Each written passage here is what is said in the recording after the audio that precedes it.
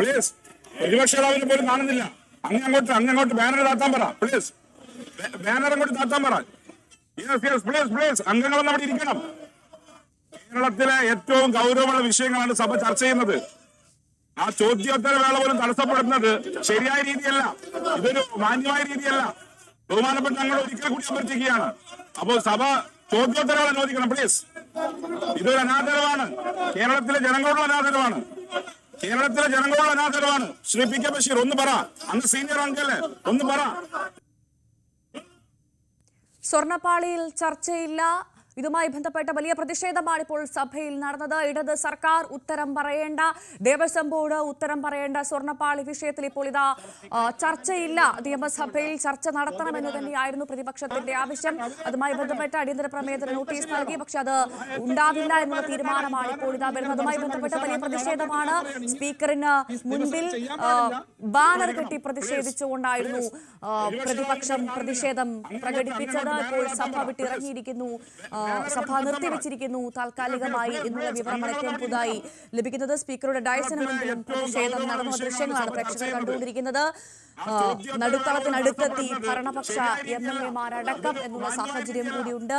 ഒന്നും മറച്ചുവെക്കാനുള്ള ഒരു കള്ളനെയും സംരക്ഷിക്കില്ല എന്നാണ് ധനമന്ത്രി പറയുന്നത്. ചോദ്യോത്തരം തടസ്സപ്പെടുത്തുന്നത് മാന്യമായ രീതിയല്ല എന്നാണ് സ്പീക്കർ പ്രതികരിച്ചത്. ഇത് കേരളത്തിലെ ജനങ്ങളോടുള്ള അനാദരവെന്നാണ് സ്പീക്കർ പറയുന്നത്. എന്തായാലും ചോദ്യോത്തരവേള റദ്ദ് ചെയ്ത് സഭാ നടപടികൾ ഇപ്പോൾ നിർത്തിവെച്ചിരിക്കുകയാണ്. നിയമസഭയിൽ പ്രതിപക്ഷ പ്രതിഷേധം തുടക്കം തന്നെ ചോദ്യോത്തരവേളയിൽ തന്നെയാണ് വലിയ പ്രതിഷേധവുമായി പ്രതിപക്ഷം രംഗത്തെത്തിയത്.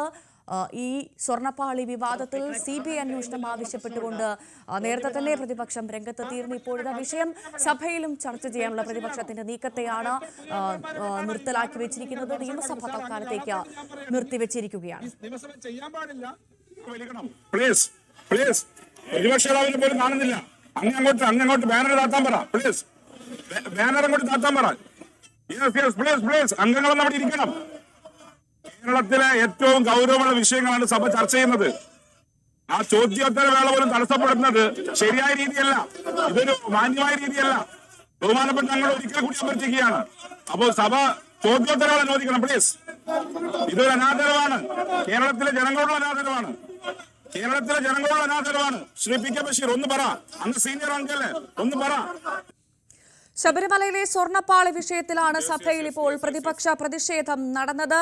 സഭ തുടങ്ങിയതോടെ പ്രതിപക്ഷം ബാനറുമായായിരുന്നു സഭയിലേക്ക് എത്തിയത്. ശബരിമലയിലെ സ്വർണം മോഷണം പോയെന്നും ദേവസ്വം മന്ത്രി രാജിവെക്കണമെന്നും പ്രതിപക്ഷ നേതാവ് VD സതീശൻ പറഞ്ഞു. ശബരിമല പ്രശ്നം സഭയിൽ കൊണ്ടുവരാൻ സർക്കാർ സമ്മതിക്കുന്നില്ലെന്ന് പറഞ്ഞ പ്രതിപക്ഷം ചോദ്യോത്തരവേള തുടങ്ങിയതോടെ പ്രതിഷേധം ശക്തമാക്കുന്ന കാഴ്ചയാണ് കണ്ടത്. എന്നാൽ ചോദ്യോത്തരവേളയിലേക്ക് സ്പീക്കർ കടന്നതോടെ പ്രതിപക്ഷം നടുത്തളത്തിലിറങ്ങുകയായിരുന്നു. ബഹളത്തിനിടെ സ്പീക്കറുടെ ഇരിപ്പിടം മറച്ച് ബാനർ കെട്ടിയ പ്രതിപക്ഷം സഭയിൽ ശരണം വിളിച്ചുകൊണ്ടാണ് പിന്നീട് പ്രതിഷേധിച്ചത്.